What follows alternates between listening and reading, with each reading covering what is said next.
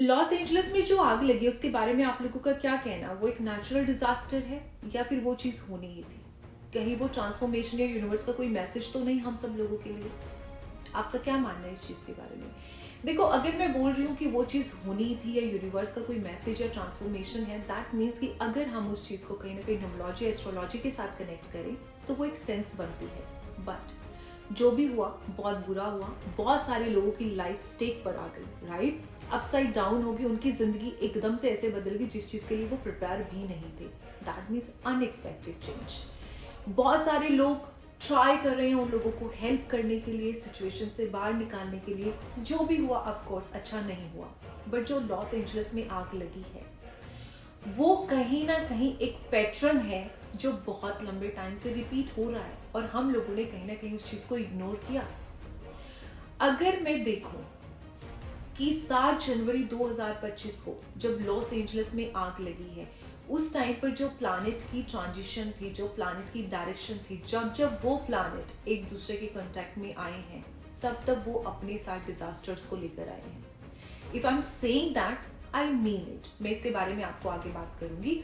But देखो, बहुत सारे लोग ना इस चीज का दावा कर रहे थे, बहुत सारे लोग ये चीज चिल्ला चिल्ला कर बोल रहे थे कि 2025 जो है वो नंबर 9 रूल कर रहा है, तो बहुत सारी अनएक्सपेक्टेड चीजें हमारी लाइफ में होंगी और हमें अपने आप को उन चीजों के लिए कंफर्टेबल एंड प्रिपेयर करना होगा, विच आई अंडरस्टैंड। जो नंबर 9 है वो हर चीज का एंड है।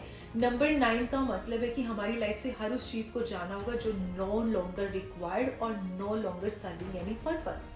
ओके, ये एक चेंज को दिखाता है, ये एक ओरिजिन को दिखाता है, एक एंड को दिखाता है। बट 7 जनवरी 2025 को अकेला Mars is not responsible for that. जो ये इवेंट हुआ है लॉस एंजलिस में, वो इवेंट अगर प्लानिटरी डायरेक्शन की वजह से देखें तो मुझे ऐसे लगता है कि वो होना ही था। बट क्वेश्चन ये भी तो है कि वो लॉस एंजलिस में ही क्यों, उसके बारे में भी बात करेंगे। लेकिन पहले मैं ये बताना चाहूंगी आप लोगों को कि ऐसा क्या चीज थी जो अपने साथ इस डिजास्टर को लेकर आए। देखो, मार्स और यूरेनस जब भी एक दूसरे के संपर्क में आए हैं, whether they are opposite or parallel, they are in square, opposition or conjunction, they always create disaster, they always bring aggression, fire, political crisis, बहुत कुछ। ठीक है, और यही चीज हुई 7 जनवरी 2025 को जब मार्स और यूरेनस एक दूसरे के कंजक्शन में थे। That thing happened. But Los Angeles में ही क्यों, इस चीज के बारे में हम दूसरी वीडियो में बात करेंगे, बिकॉज वीडियो बहुत लंबी हो जाएगी। बट उससे पहले मैं कुछ इवेंट ऐसे बताना चाहूंगी जिससे आप इस चीज को कहीं ना कहीं वैलिडेशन दे पाओ कि जब जब मार्स और यूरेनस एक दूसरे के संपर्क में आए हैं तब तब डिजास्टर हुए हैं। So I have some proof and I want to share with you all. Okay, so first, Mars Uranus conjunction in 6 January 2021 और जिसकी वजह से कैपिटल राइट्स हुए in Washington DC. Second, Mars Uranus square in April 2014 and that time Crimea crisis happened and escalation the tension in Ukraine और जिसकी वजह से रेबेलेशन हुआ against the authority. Third, Mars Uranus opposition in July 2003 and North America blackout happened and nearly 50 million people affected by this. Fourth, Mars Uranus square in October 1987 जिसकी वजह से black Monday stock market crash. That means वो क्या लेकर आया, unexpected financial loss को लेकर आया। Fifth, Mars Uranus square in September 1939 and second world war happened.